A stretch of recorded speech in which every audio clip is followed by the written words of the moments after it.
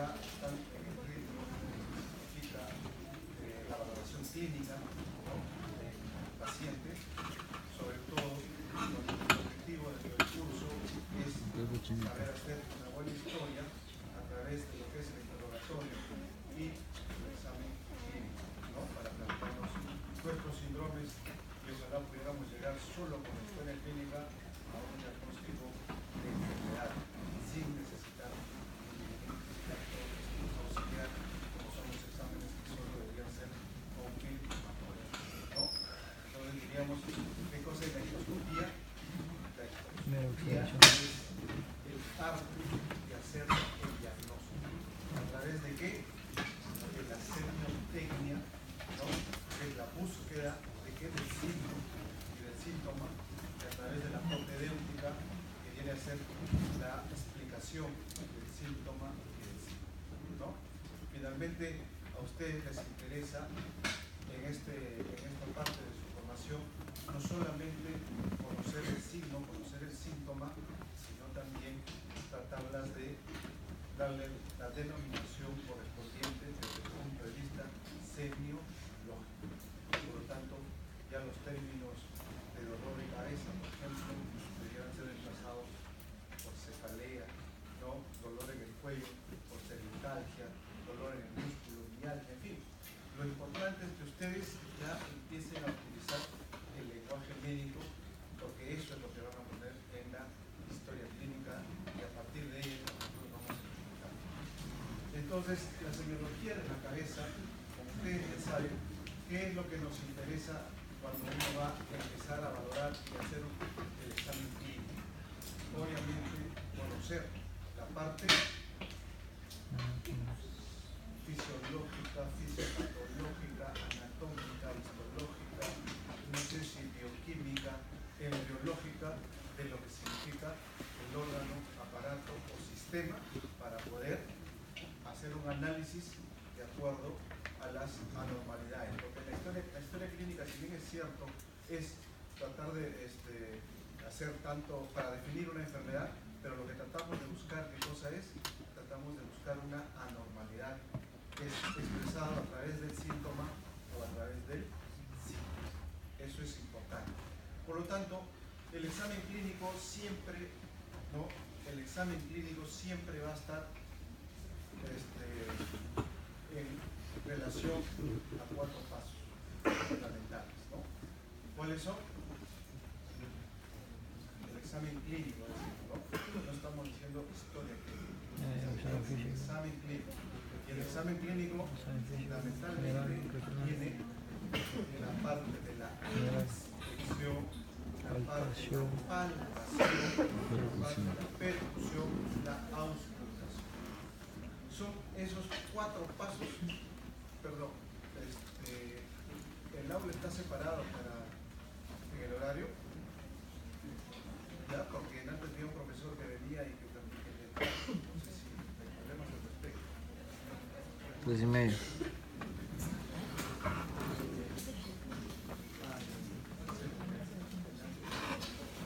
Entonces les decía, esos 4 pasos son importantes, puede alterarse el orden, pero esas las vamos a utilizar siempre, ¿no? Y cuando hablamos de evaluación de la inspección, es ahí donde nosotros tenemos que ver toda la valoración normal para compararlo con lo anormal. Entonces, ya entrando a la parte de que es...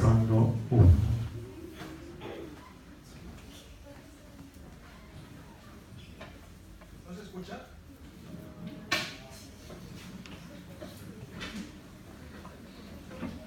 ¿Ahora se escucha? No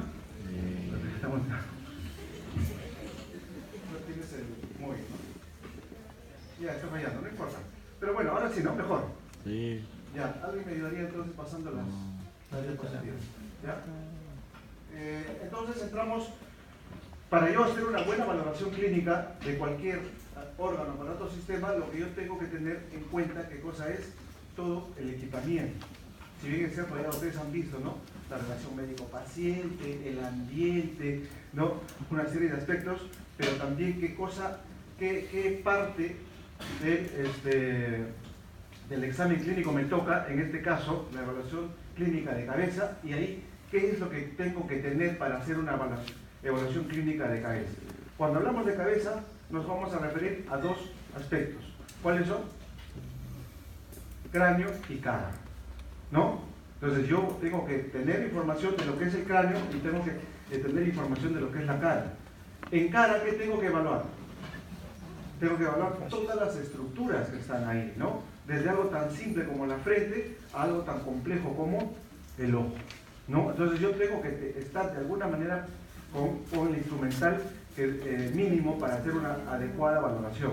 No se olviden que la parte académica es una cosa, porque es secuencial, ¿no? Tiene sus pasos, pero en el examen per se es simultáneo, ¿no? Nosotros tenemos que estar trabajando rápidamente. Entonces, ¿qué cosas debo de tener? Mínimo, debo de tener un bajalengua, debo de tener una linterna, ojalá pueda tener un rinoscopio, un oftalmoscopio, ¿no? Ojalá pueda tener un vibrador, ¿no? De tal forma que yo pueda identificar, de acuerdo al instrumental que utilice, los exámenes, los órganos. Entonces, pasa la primera diapositiva. Lo primero que me llama la atención cuando tengo la cabeza ahí, ¿qué cosa es? Probablemente alguien me dice, es la forma, otros me dirán el tamaño, otros me dirán la posición, otros me dirán el movimiento, algunos dirán, no, la relación que existe entre la cara y la frente, otros me dirán, no, la relación entre la cabeza y el cuello, una serie de aspectos. Entonces yo tengo que empezar valorando cada uno de ellos. Cuando yo evalúo el tamaño de la cabeza, puedo encontrar muchas cosas son sentido común, ¿no? ¿Cuáles? Ustedes tienen que aplicar siempre su sentido común y luego recién su sentido analítico y posteriormente su conocimiento. Si yo me refiero al tamaño de la cabeza, ¿qué cosa probablemente voy a encontrar? Voy a encontrar que esté, primero mi sentido común. ¿Qué me dice mi sentido común? Que esté aumentado el tamaño, que esté disminuido el tamaño, que esté normal el tamaño, ¿no? Imposible que no pueda valorar el tamaño, ¿no? Porque ya no utilizaría el término A. Entonces, ¿en función a qué voy a valorar el tamaño? Porque si yo le quiero dar el nombre, diría, ¿no? Tamaño grande, ¿cómo se llamará? Macrocéfalo. Tamaño normal, normocéfalo.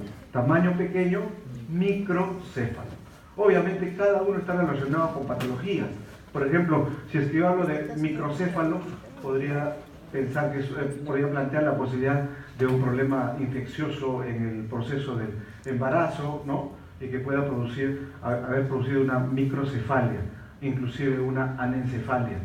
Pero cuando es grande también podría orientarle a decir, acúmulo de líquido cefalorraquídeo y crecimiento de la cabeza. Pero para eso yo tengo que tener un parámetro. ¿Qué parámetro creen que sirve para medir? Porque nosotros sabemos cuánto mide la cabeza del ápice al mentón. En promedio 18 a 20 centímetros.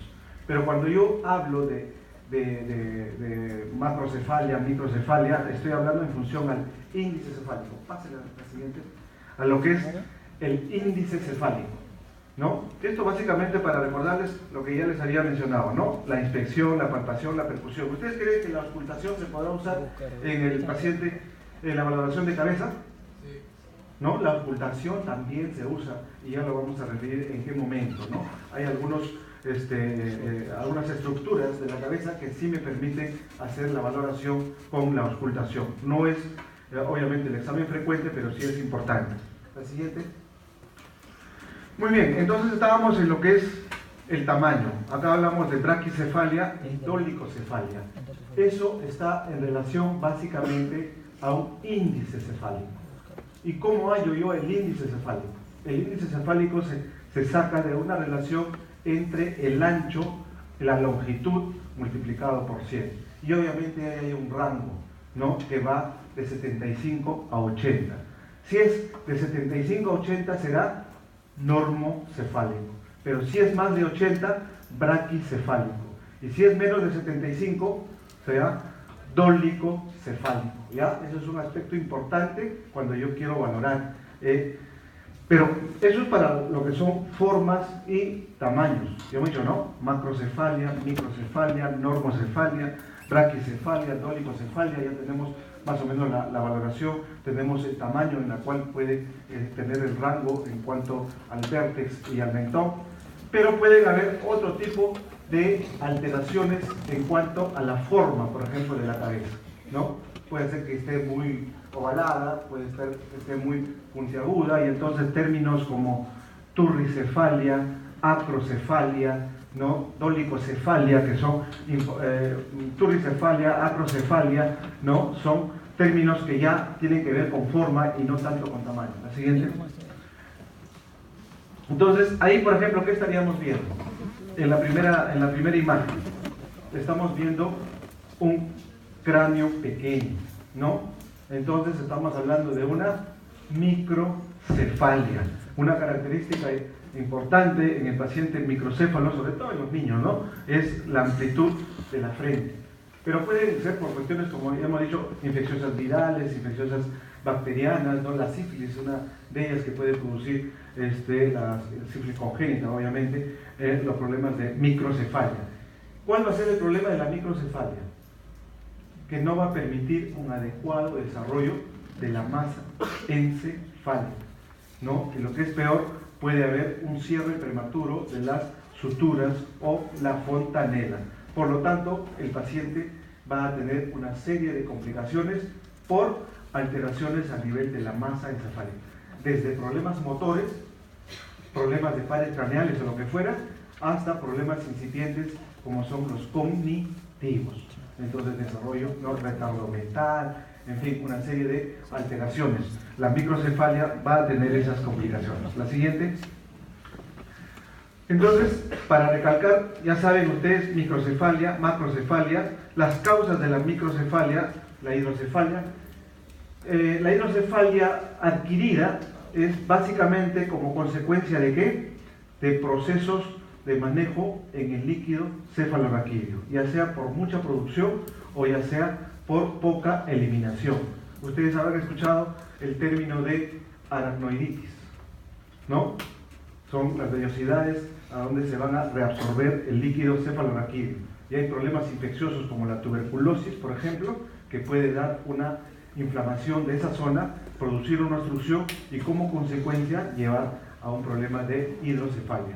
En cambio, en los niños, ¿cuál es la causa más frecuente de la hidrocefalia? Problemas en la circulación del líquido cefalorraquídeo. No es tanto en la reabsorción, sino hay más producción y mayor circulación. La siguiente. Entonces, ahí estamos viendo también nuevamente la microcefalia, ¿no? La siguiente. Aquí la hidrocefalia, ¿no? Va a aumentar el perímetro cefálico, va a aumentar el índice cefálico, va a aumentar obviamente toda. Y un aspecto importante cuando uno hace el examen clínico en la hidrocefalia es ¿qué cosa? ¿Cómo van a estar las fontanelas? Las fontanelas van a estar protruidas, las fontanelas van a estar abombadas, van a estar como un globo, atención en esa parte. ¿Qué cosa va a estar atención ahí? La capa meningia, ¿no? Entonces ustedes pueden tranquilamente evaluar esas situaciones en los pacientes con hidrocefalia. La siguiente. No, otro aspecto importante, entonces lo que hemos valorado inicialmente, ¿qué cosa es? El tamaño. Ahora vamos a valorar lo que es la posición. Y la posición de la cabeza puede variar, ¿no? En función a una situación fisiológica o una situación patológica. Obviamente la cabeza puede estar hacia atrás, la cabeza puede estar hacia adelante, puede estar hacia los costados, ¿no? Pero ya en situaciones patológicas, porque uno va a poner la posición fisiológica de acuerdo a la necesidad, ¿no? Obviamente si yo quiero caminar, no voy a caminar con la cabeza hacia arriba, tengo que caminar con la cabeza hacia abajo para orientarme y dar los pasos adecuados y no caerme. Entonces son posiciones fisiológicas, o cuando tengo que descansar, o cuando tengo que voltear para responder a algún estímulo, un estímulo auditivo, lo que fuera, ¿no? Pero pueden haber posiciones anómalas, ¿no? Y las posiciones anómalas sí hay que saberlas reconocer. Por ejemplo, ¿qué cosa es la tortícolis? ¿No? Son espasmos del músculo esternocleido mastoideo. Puede ser por una situación inclusive congénita, puede ser por cuestiones traumáticas o puede ser cuestiones simplemente de posición o mala posición, ¿no? Entonces, la cabeza va a estar girada hacia un costado, sea derecho o izquierdo, con toda la sintomatología, ¿no?, que contrae ello. O, por ejemplo, enfermedades como el tétanos, ¿no?, que produce ¿qué cosa? Que produce una contracción, un espasmo de la musculatura a nivel de la región cervical. Por lo tanto, hay una posición retrógrada, ¿no?, diríamos una hiperextensión, pero con flexión hacia atrás, ¿no? Y entonces ahí podemos reconocer, obviamente se acompañan de otros aspectos más, pero a nivel de la cabeza va a haber una rigidez. O en el caso de irritación meningia, ¿no?, la meningitis también va a haber una rigidez a nivel de la región posterior, o sea, a nivel de la nuca. O problemas a nivel de la articulación, ¿no? Articulación de la columna cervical, obviamente. Las artrosis, las anquilosis, ¿no?, pueden condicionar problemas en posiciones. Otro aspecto importante son los movimientos, ¿no? El movimiento también es voluntario, pero el movimiento puede ser también involuntario o desde el punto de vista patológico. Por ejemplo, el famoso signo de Muset, ¿no? ¿Qué cosa era el signo de Muset? El signo de Muset es un movimiento involuntario de la cabeza como consecuencia de una alteración valvular severa, ¿no? ¿Se acuerdan? Porque ya llegó al curso, insuficiencia aórtica. La insuficiencia aórtica severa puede producir movimiento súbito de la cabeza y eso se llama el signo de Muset, ¿no? Pero también los tics, algunos, obviamente los tics como respuesta a una situación de tipo emocional, o los temblores seniles en la edad, o inclusive, ¿no?, movimientos estereotipados, involuntarios, que no solamente son de la cabeza, sino de todas las extremidades. ¿Han escuchado ustedes del baile del zambito? ¿No? Seguro lo que han llevado se acuerdan, las famosas coreas, ¿no? La siguiente, Corea de Sydenham, Corea mayor, Corea menor, la de Sydenham y la de Kunming, ¿no? O sea, movimientos involuntarios estereotipados de la cabeza, ¿ya? Las posiciones, como habíamos dicho acá en este caso, el opistotónomo, como consecuencia de una irritación a nivel de las meninges, que no solamente pues, la meninges está a nivel de la cabeza, sino también sigue todo el raquis y por eso pueden haber posiciones en gatillo de fusil, ¿no? O el más severo, que es el opistótono, ¿no? En arco, más o menos en flecha. La siguiente.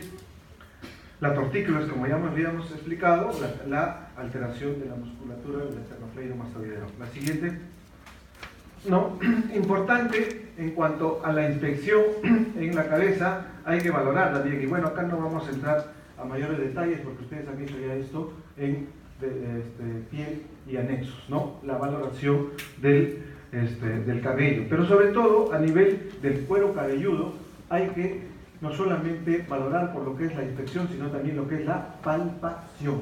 Y en la palpación, ¿qué puede encontrar? ¿Qué puede encontrar en la palpación a nivel del cráneo? Puede encontrar deformaciones, ¿no? Puede encontrar, diríamos, concavidades, convexidades o inclusive crepitaciones, ¿no? ¿Qué pasaría? ¿Qué término le daría si es que encuentro crepitaciones? No me estoy refiriendo a la posibilidad de una fractura a nivel del cráneo y que esté crepitando el roce de los huesos, sino a la crepitación por presencia de aire. Puede haber, ¿qué cosa? Enfisema subcutáneo. Y el enfisema subcutáneo se puede expresar por crepitaciones, no solamente a nivel de la cara, del cuello, del tórax o de cualquier otra parte, a nivel también del cuero cabelludo. O puedo los lipomas, los sarcomas, ¿no?, los forúnculos, en fin, a la palpación en cuero cabelludo, ¿no?, la coloración, las cicatrices, los abscesos, los nódulos, en fin, una serie de aspectos que son importantes valorar, ¿no? Y bueno, lo que mencionan ahí, la alopecia, ¿no?, que ustedes conocen muy bien qué cosa es la calvicie, qué cosa es la alopecia, qué cosa es el hirsutismo, ¿no?, cuando es areata, cuando es generalizada. La siguiente. Entonces, importante cuando evaluamos también la región de la frente, ¿no? ¿Qué cosa tenemos que valorar en la frente? No solamente el tamaño, la relación de la frente con el cráneo, sino también es importante siempre las evaluaciones que hacemos desde el punto de vista semiológico son comparativos y son para tratar de buscar si es que hay o no hay simetría. ¿A través de qué línea? ¿Línea? ¿Será la coronal? No, a través de una línea sagital. ¿Ya? Siempre tienen que hacer una valoración comparativa entre el lado derecho y el lado izquierdo para ver si es que hay alguna anormalidad, sin buscar obviamente lo que es, ¿qué cosa? La igualdad, porque siempre va a haber cierta situación de diferencia que es mínima. Entonces, por ejemplo, ¿para qué me sirve evaluar las arrugas? Para ver si los músculos me responden en una situación de estado normal, que sería isotónico, o está en un estado anormal. ¿Cuál sería lo normal? Que esté en un estado hipertónico o esté en un estado hipotónico. Ya sería grave que esté atónico, ¿no? Porque el tono, ¿qué cosa es el tono muscular? El tono muscular es la capacidad mínima de semicontracción que tiene el músculo. Entonces, yo puedo evidenciar, mirando nada más las arrugas de la frente, si es que hay secuela de un problema, por ejemplo, de parálisis facial, ¿no? La parálisis facial como secuela te puede dejar a largo plazo hipertonía, pero a corto plazo, ¿qué te da? Hipotonía, ¿no? Pérdida de la fuerza, por lo tanto, disminución o ausencia de los surcos frontales, ¿no? Inclusive, viendo las arrugas nada más en la frente, yo puedo evidenciar qué cosa, si es una parálisis facial central, si es una parálisis facial periférica, ¿no? Eso es importante. O si es que hay alguna posibilidad de mioclonía, de miotonías, de miopatías, en fin. O sea, a lo que estoy yendo es que ustedes tienen que observar e ir analizando cada aspecto de la valoración del examen clínico, ¿no? Las cejas, ¿no? Otro aspecto importante en la evaluación, no solamente en su cantidad, ¿no? Sino también en su posición y sobre todo en su distribución. Las cejas, por ejemplo, en cuanto a su distribución, ¿no? O sea, que esté completa, porque puede faltar la cola o puede faltar parte de la ceja. Hay enfermedades que pueden empezar por caída de las cejas. Un ejemplo típico es el hipotiroidismo, por ejemplo, ¿no? O la enfermedad de Hansen, ¿no? ¿Cuál es la enfermedad de Hansen? La lepra, ¿no? Enfermedades que producen alteraciones, ¿no? Que producen caída o que producen despoblamiento de las cejas. Pero las cejas también son un elemento de protección, porque está ¿sobre qué? ¿Sobre qué está la ceja? Sobre el arco superciliar. Y el arco superciliar es una zona muy peligrosa, porque está expuesta en cualquier momento a un traumatismo, ¿no? Y se puede producir no solamente un corte, sino se pueden producir lesiones de hematomas, cuando ese hematoma se es mucho más compleja. Entonces, en cuanto a la valoración de las cejas, la cantidad, la coloración, la distribución, ¿no? El mixedema, ¿qué cosa es? El mixedema es una infiltración de un tejido, de una proteína mixedematosa a través del tejido celular subcutáneo y puede también ubicarse debajo de la ceja y producir una deformación, una alteración en cuanto a su forma. La sífilis básicamente condiciona caída o pérdida de las cejas. La siguiente. Bueno, esto en cuanto a cuero cabelludo, la alopecia. La siguiente. Bueno, acá están las alopecias en sus variedades, ¿no? La siguiente. Esto ya lo hemos mencionado, ¿no? Lo que yo tengo que buscar a nivel del cuero cabelludo, los tumores, los hematomas, ¿no? La presencia. En este caso, ¿qué cosa es esto? Ustedes se pueden identificar porque han llevado, ya han hecho ya dermatología, semiología de la piel. ¿No? Más que absceso, yo diría que eso es fístulas, ¿no? Son fístulas múltiples a nivel del cuero cabelludo, con una zona indural, eritematosa, ¿no? Con secreción serosa, si podemos mencionarla. La siguiente. Ya, otro aspecto importante que yo tengo que valorar cuando evalúo cara es los senos paranasales, ¿no? ¿Para qué me sirven los senos paranasales? Son cajas de resonancia que sirven no solamente para lo que es modular ¿qué cosa? Modular la voz, ¿ya? Interviene en la modulación de la voz porque son cajas de resonancia, pero también son sitios como para disminuir la presión, la tensión a nivel del macizo facial, ¿no? Porque amortiguan de alguna manera los impactos, ¿ya? Eso es importante en cuanto a los senos paranasales. Y nosotros vamos a tener los senos maxilares, los senos frontales, los senos etmoidales, ¿no? Normalmente lo que nosotros vamos a valorar son los senos frontales, los senos maxilares. Los etmoidales no los vamos a poder valorar. Como son cavidades, ¿qué cosa puede pasar?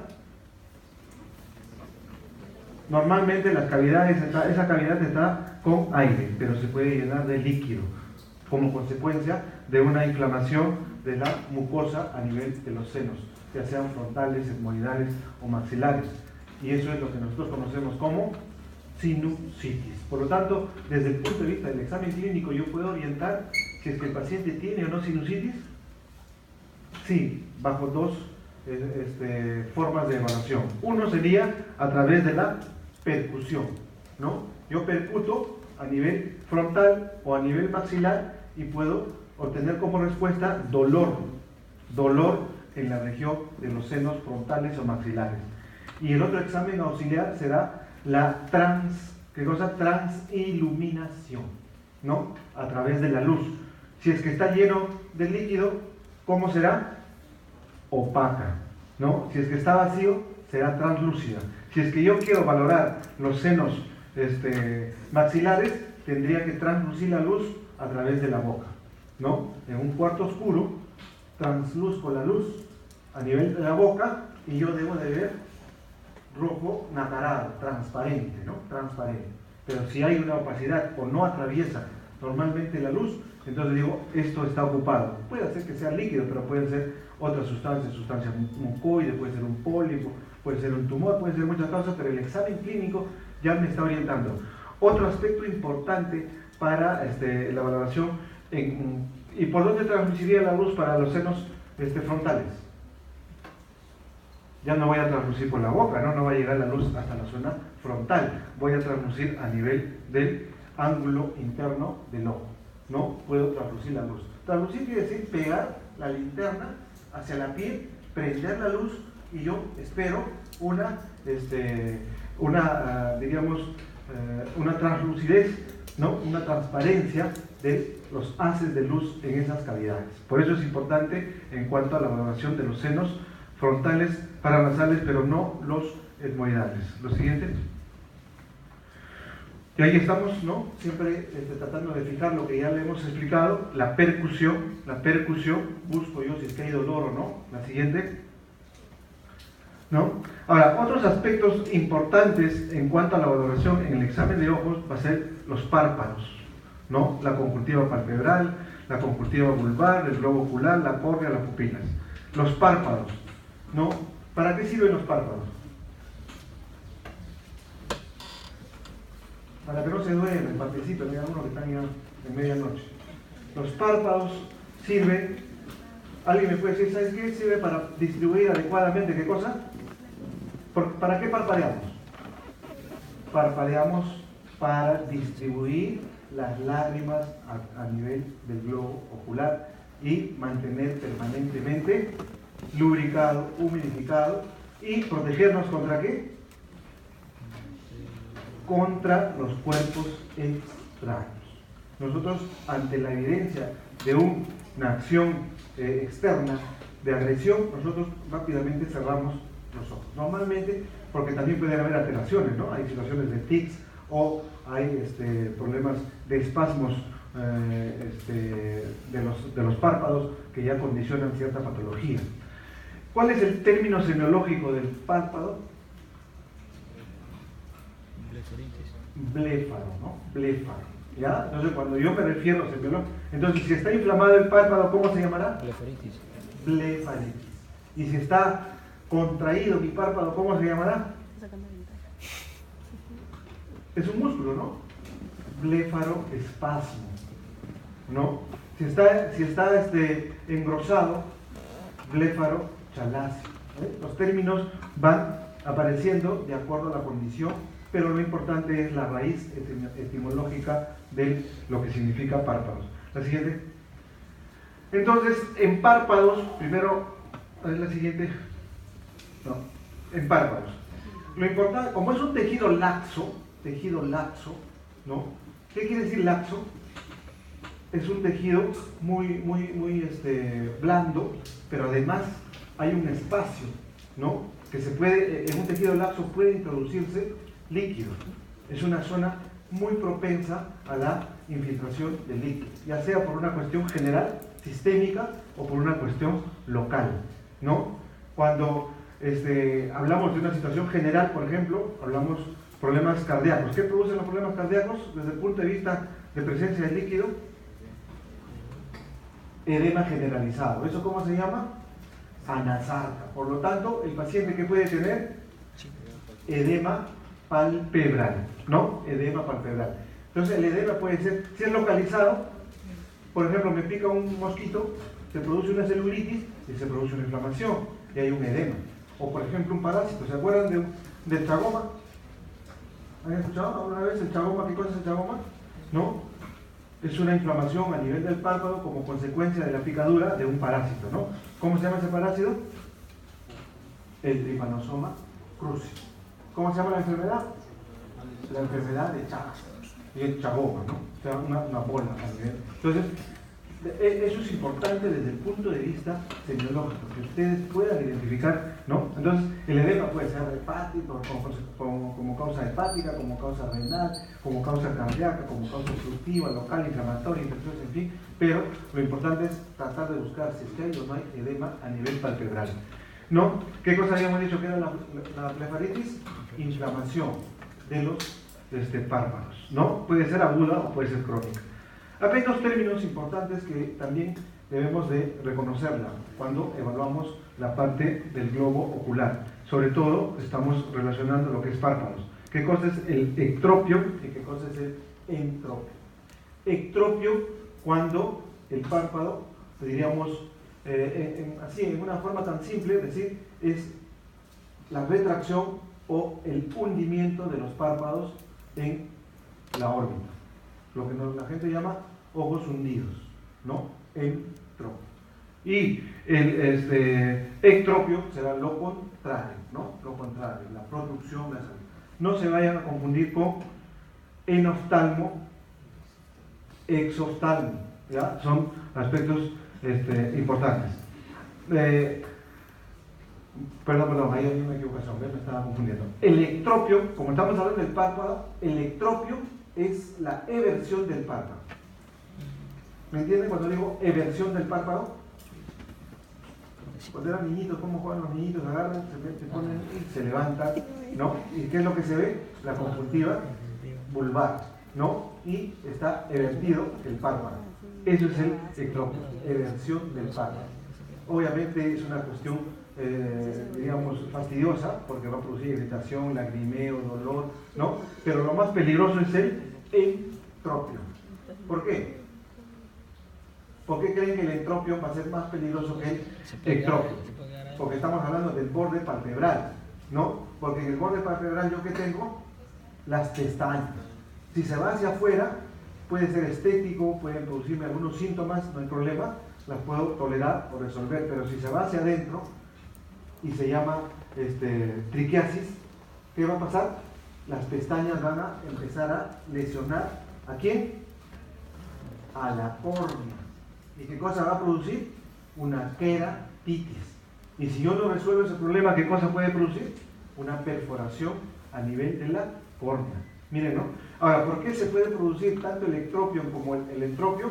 Por cuadros inflamatorios, ya sea agudos o crónicos, a nivel del borde palpebral, ¿no? Un ejemplo típico es el tracoma, es una infección, ¿no? Por una bacteria, pero también por estafilococo, estreptococo, cualquier infección, ¿no? Que como una cicatriz, por ejemplo, a nivel del párpado, puede condicionar la presencia de ectropio o entropio. La siguiente. Muy bien. Bueno, Cuando evaluamos ya el globo ocular per se, eso es un aspecto importante. Entonces hemos visto, mira, pestañas, hemos visto cejas, ¿no? Hemos visto la parte del párpado, ¿no? Y estamos en párpado. No hay que olvidar un aspecto importante en cuanto a la posición, ¿no? Cuando el párpado cae, ¿cómo se llama? Ptosis, ¿no? Todo lo que cae desde el punto de vista es ptosis. Si es párpado será ptosis palpebral. Y la ptosis palpebral puede ser por un problema neurológico, ¿no? Tercer par craneal o séptimo par craneal. Lo importante es que yo pueda identificar, pero no se olviden que puede haber una pseudo-ptosis palpebral. Normalmente la ptosis palpebral es unilateral, rara vez es bilateral, ¿no? Pero las pseudo-ptosis son bipalpebrales. Muy bien, entonces, mira, todas las estructuras que yo tengo que evaluar en el ojo. La siguiente, el ectropio, aquí está, ¿no? Entropio para arriba y ectropio para adentro. La siguiente, esto ya lo hemos mencionado, lo que es la ptosis, ¿no? En cuanto a la relación, que es lo que puede producir la caída del párpado. Hay un síndrome importante cuando uno quiere valorar no solamente lo que es la parte del párpado, sino está asociado a otros compromisos como consecuencia de una alteración a nivel del plexo braquial y sobre todo irritación de lo que es el simpático, ¿no? La cadena simpática, el famoso síndrome de Bernard-Horner, ¿no? Que tiene una triada importante, que tiene que ver con pupila, que tiene que ver con párpado y tiene que ver con sudoración, ¿no? En algunos casos, entonces, la triada es la miosis, ¿no? ¿Qué cosa es miosis? La disminución, que también lo vamos a explicar ahora. La miosis es la disminución del diámetro de la pupila, ¿no? Ya después les diremos en cuáles son los rangos por los cuales se considera miosis o midriasis. El enoftalmo, que ya me había dicho, enoftalmo, ahí sí es un dato importante, lo que les decía antes, ¿no? Enoftalmo, el ojo hundido hacia adentro. Lo contrario de exoftalmo, ¿ya? Exoftalmo, globo ocular protruido. En cambio, el enoftalmo, el globo ocular metido hacia adentro. Se ve como si el ojo estuviera hundido, ¿no?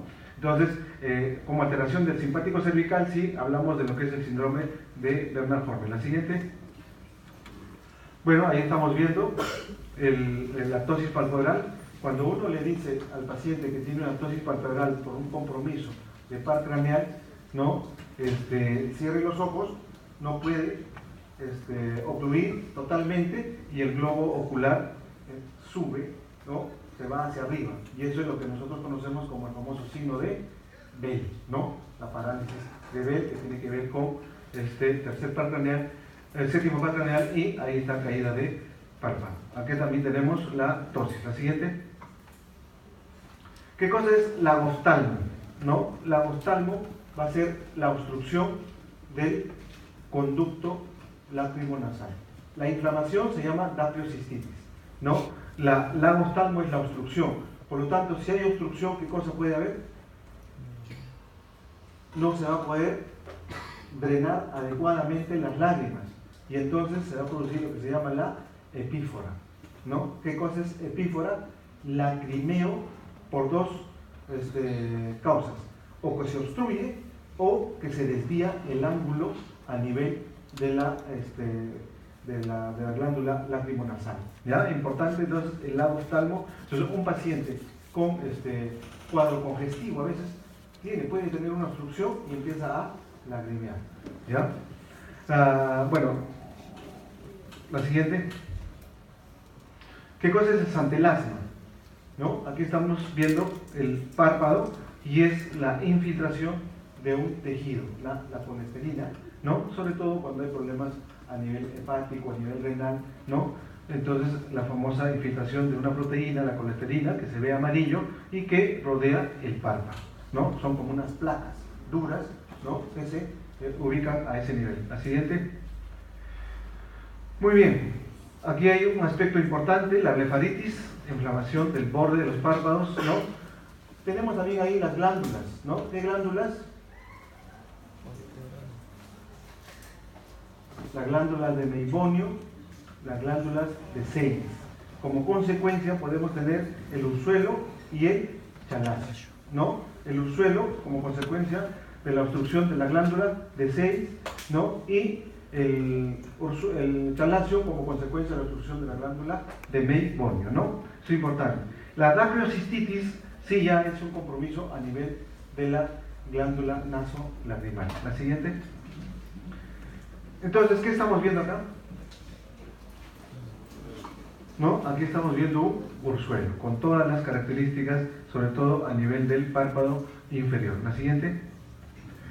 Otro aspecto importante que tenemos que valorar cuando hablamos del globo ocular es la conjuntiva, ¿no? La capa más externa que se proyecta ¿hasta dónde?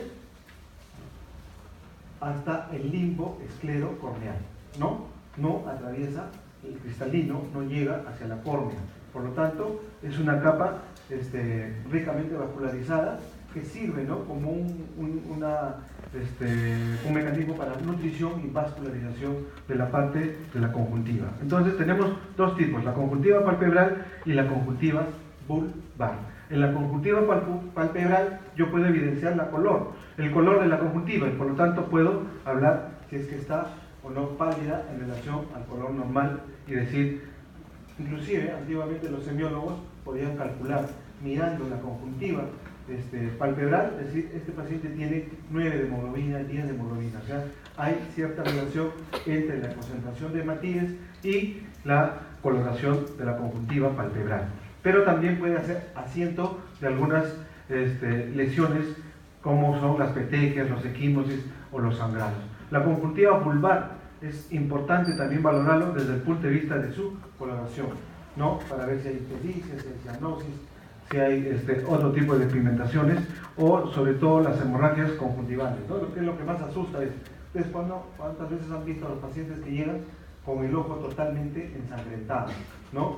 Y lo primero que uno piensa es que hay un problema a veces de hipertensión arterial o ha habido un traumatismo o inclusive que haya alguna alteración de discrasia sanguínea, ¿no? Las quemosis, ¿no? ¿Qué cosa es la quemosis? Quemosis es cuando hay una situación de estado de sobrehidratación, es decir, cuando el paciente está sobrehidratado, la conjuntiva se dilata un poco. Más o menos, ustedes si hacen una correlación podrían ver como si fuera lo blanco del huevo, o sea, no la yema, sino la clara del huevo, ¿no? Empieza a ponerse como si fuera la clara del huevo. Entonces cuando uno ve eso, dice, eso es una quemosis, probablemente se ve más en niños que en adultos por sobrehidratación. La siguiente. Entonces, ya ustedes, ¿no? Cuando empiecen a leer una historia o empiecen a conversar sobre un caso clínico, ya los términos los van a entender, ¿no? ¿Qué cosa es una quemosis? ¿Qué cosa es un eritropio? ¿Qué cosa es un eritropio? ¿Qué cosa es una blefarochalacio, un blefaroespasmo? En fin, todo ese es el objetivo de lo que significa la introducción de los términos en semiología. Y acá que estamos viendo una conjuntivitis. ¿Qué cosa es entonces una conjuntivitis? Una inflamación de la conjuntiva que puede ser vulvar y casi pocas veces se aísla la vulvar de la palpebral. La conjuntivitis agarra las dos capas, ¿no? Produce como consecuencia de un cuadro infeccioso básicamente bacteriano, ¿no? Y la causa más frecuente es el estafilococo, pero puede ser también el estreptococo. Lo que produce es una inflamación, por lo tanto hay una secreción, puede haber exudados, ¿no? Una secreción amarillenta, exudado, o secreción purulenta en algunos casos, ¿no? Lo importante es que la conjuntiva está bien rojo tanto en la zona palpebral como en la zona palpebral como en la zona vulvar. Y acá, ¿qué es lo que estamos viendo? Lo que les explicaba, ¿no? La hemorragia subconjuntival. El paciente viene preocupado en la emergencia porque cree que va a perder el ojo, ¿no?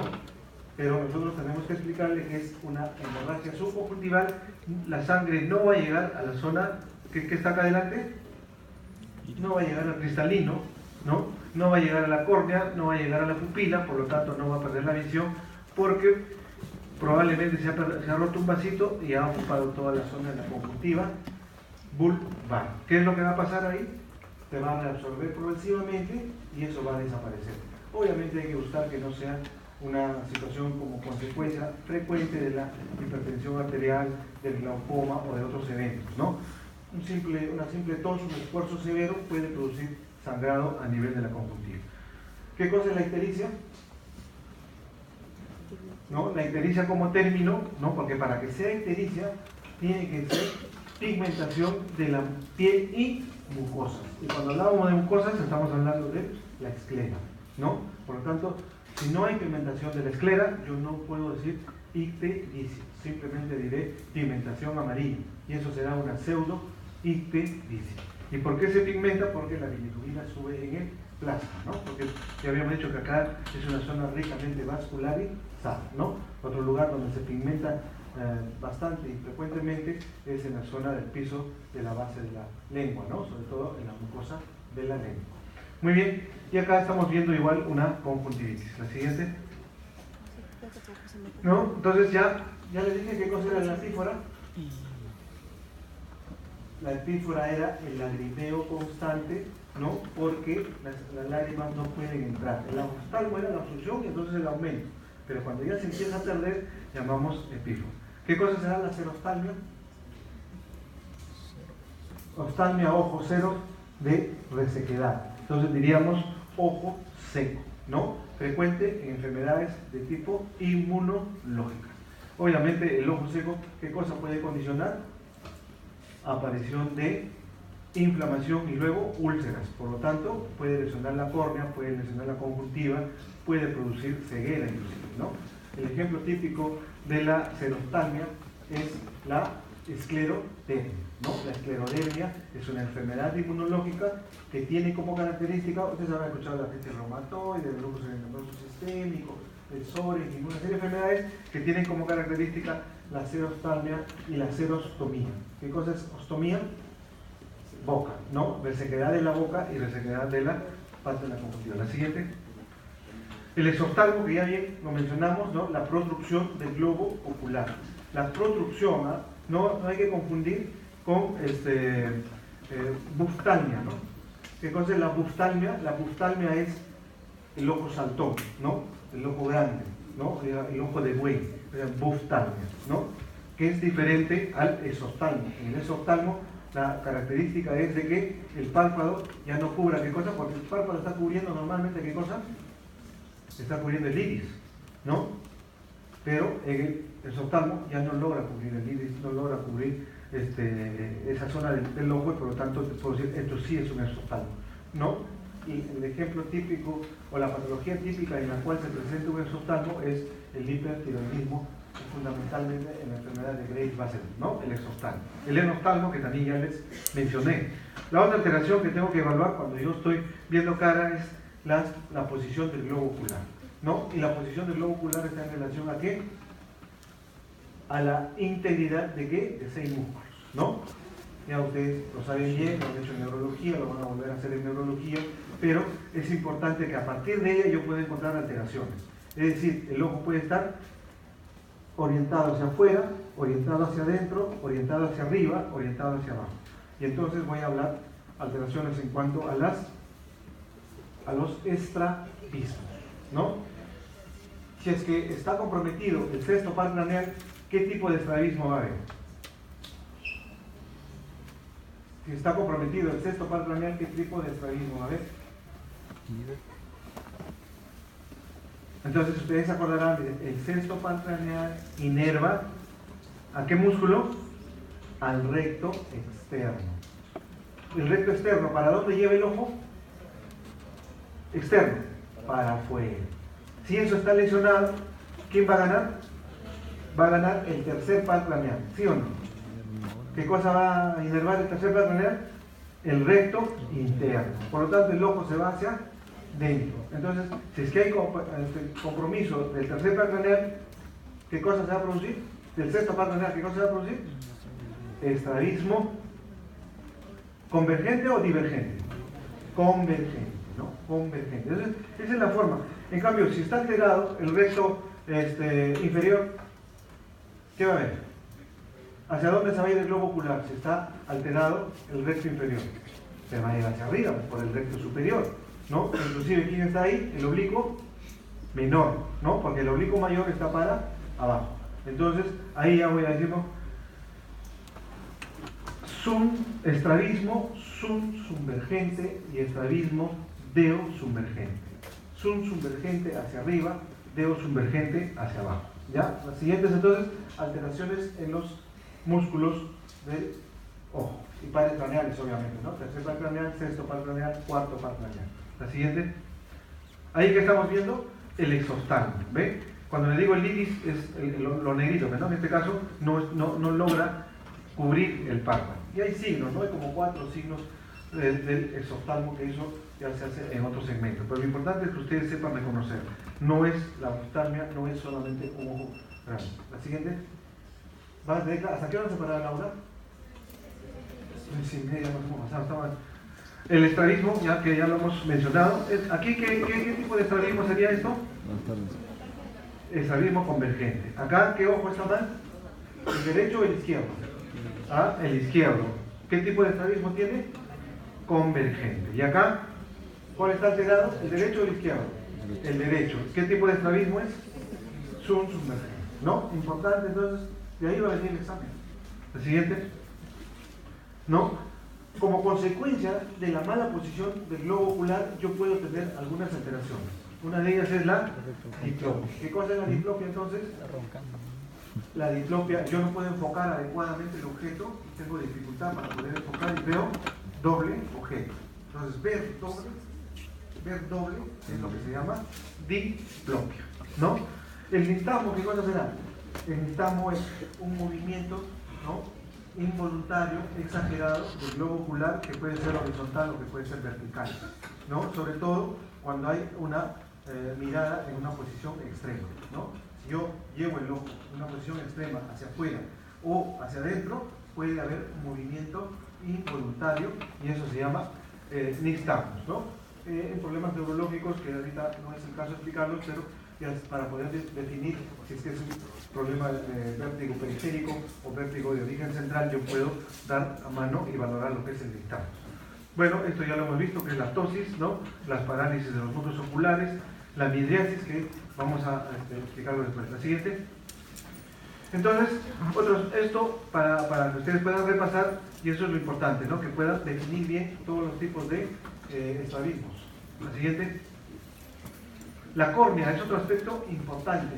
¿Qué me interesa de la córnea? ¿No? La córnea, diríamos, es el parabrisas, es el que está más expuesto a cualquier tipo de agresión o alteración. Por lo tanto, me interesa tenerlo indemne, ¿no? Transparente, libre, porque me permite la entrada de la luz, así como también la regulación de la entrada de la luz, pero sobre todo apoyado con la región posterior, que es el iris, y posterior la pupila, ¿no? Entonces, la córnea debe ser transparente.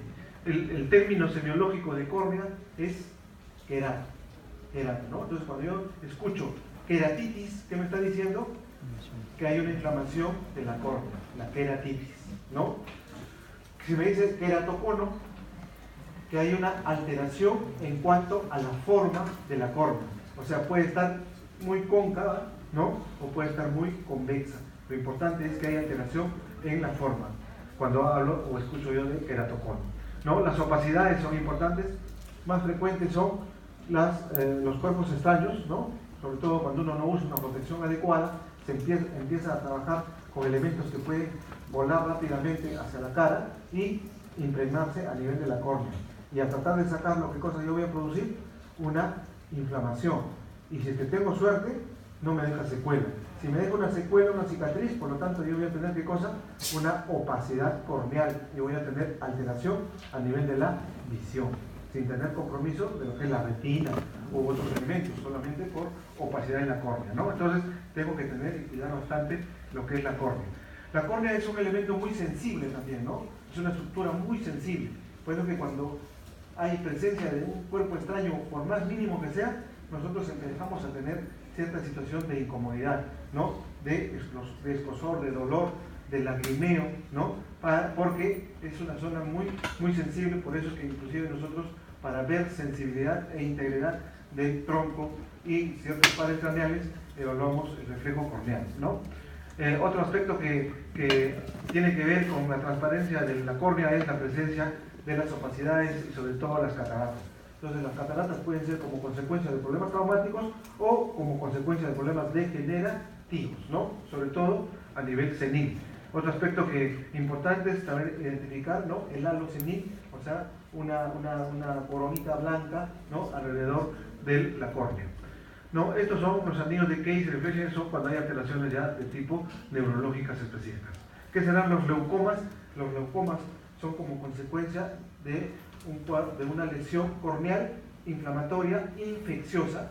Es decir, si yo tengo una queratitis mucopurulenta, ¿no? Severa, me puede dejar como consecuencia una secuela que se llama leucoma. La siguiente. Entonces, ¿qué estamos viendo acá? La opacidad de la córnea, ¿no? Y entonces estamos viendo lo que es la catarata, ¿no? Eso es importante, ¿no? Y el arco senil. La siguiente. Las pupilas, ¿no? Otro aspecto importante que a mí me interesa valorar. En las pupilas, ¿qué me interesa valorar? Sobre todo, primero la presencia, ¿no? Que si tiene o no tiene pupilas, porque puede haber ausencia de pupilas desde el punto de vista congénito. ¿Qué me interesa además? La forma, el tamaño, ¿no? Eso es importante. Sobre todo, el tamaño, ¿no? El tamaño de la pupila. Entonces, el rango por la cual se debe mover el tamaño de la pupila va de 2 a 4 milímetros. Es decir, ese es el rango, ¿no? Si está entre 2 y 4, yo digo, está normal. Ante la luz, ¿la pupila se cierra o se abre? Ante la luz se cierra, pero en ese rango, de 2 a 4. Yo diré que se produce miosis. Ante la luz se produce miosis. No, miosis es cuando el diámetro de la pupila es menor de 2 milímetros. Lo otro es fisiológico, lo otro es patológico. Por lo tanto, la miosis es una situación patológica, porque hay una disminución por fuera del rango fisiológico normal. Y hacia arriba será la mydriasis, ¿no? Cuando hay una alteración. Obviamente, la pupila está ricamente inervada. ¿Por qué? ¿Por qué pares craneales? ¿No? El vago es uno que inerva, el otro es el tercer par craneal, ¿no? Es importante. Por eso, ante una situación, ¿cuándo se dilata? Cuando hay acción del simpático, ¿no? Y cuando se contrae, cuando hay acción del parasimpático, ya sea por la vía dependiente de la materia de neurología. Entonces, cuando las pupilas están del mismo tamaño, ¿cómo se llamará? Isocóricas, cuando están del mismo tamaño. Pero si las pupilas están de diferente tamaño, se llamará anisocóricas. Es decir, uno puede estar normal y el otro puede estar midriático. Uno puede estar midriático y el otro puede estar micórico. ¿Ya? Lo importante es que hay una asimetría. ¿Ya? El signo de Argyll-Robinson es cuando hay un problema de lesión cerebral y en la cual las pupilas son ya puntiformes, ya pequeñitos, ¿no? La siguiente. En cuanto a las pupilas, de repente un poquito también recordar que ahí pueden haber alteraciones en cuanto a su forma, ¿no? Y entonces el término será discoria. Entonces, isocoria, anisocoria, discoria, ¿no? Son términos que yo puedo usar cuando hay alteraciones, ya sea en el tamaño, ¿no? Ya sea en la simetría o ya sea en la forma de la pupila, ¿ya? Otro aspecto importante cuando yo estoy en globo ocular, ¿qué cosa es? La valoración de la visión, ¿no? De la visión, los campos visuales. Pero sobre todo, términos como amaurosis. ¿Qué será la amaurosis? Amaurosis es una pérdida, ¿no? De la visión. Pérdida de la visión, por cualquier causa, ¿ya? Por no decir ceguera, ¿no? Yo no le voy a decir, ese paciente está ciego, ese paciente tiene amaurosis. Entonces, yo entiendo que ese paciente no puede ver, ¿ya? Independientemente de cuál sea la causa, la amaurosis.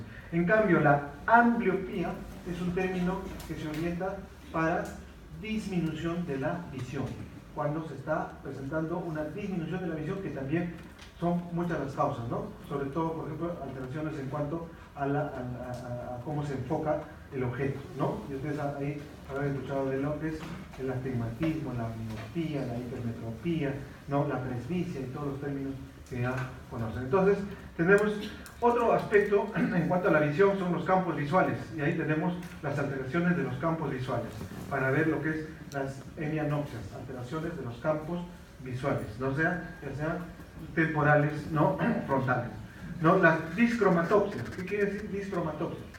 Alteraciones en la identificación de los colores, ¿ya? Es importante. Por ejemplo, el daltonismo, ¿no? El azul, el verde con el rojo, ¿no? Alteración en cuanto a la identificación del color. Entonces, las discromatopsias. Y la fotofobia, ¿han escuchado el término ustedes de fotofobia? ¿Sí? ¿Qué significa? Dolor ocular al estímulo con la luz. ¿Ya? Ese es un dato importante. En los pacientes, por ejemplo, con meningoencefalitis, en los pacientes con rabia, en los pacientes con algunas alteraciones, pueden tener, yo le estimulo con la luz y ellos requieren dolor intenso. Entonces, ¿qué pongo ahí? En mi examen clínico, fotofobia. La siguiente. Esto es básicamente para identificar lo que son agudeza visual, ¿no? La siguiente. ¿Qué cosa está haciendo ahí el médico?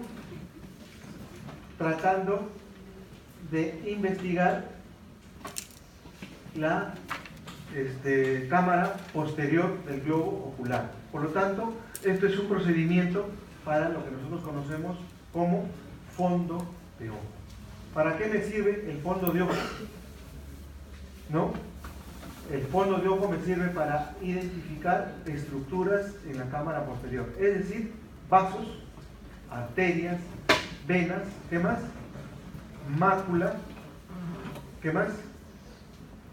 Papila, ¿ya? Son importantes, ¿no? Para poder definir. Obviamente yo tengo que dilatar la pupila, introducir un haz de luz y tratar de identificar esas estructuras, ya sea en el diabético, en el hipertenso, en el paciente que está con una hipertensión endocraniana, por ejemplo, ¿no? ¿Qué me interesa?